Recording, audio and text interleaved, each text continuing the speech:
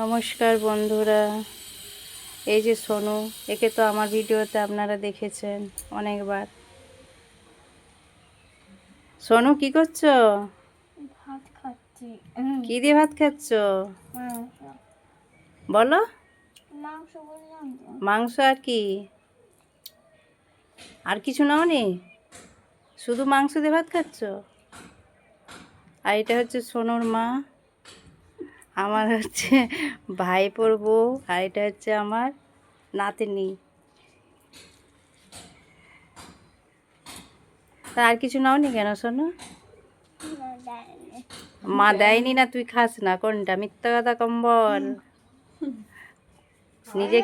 নিজে কিছু খায় না।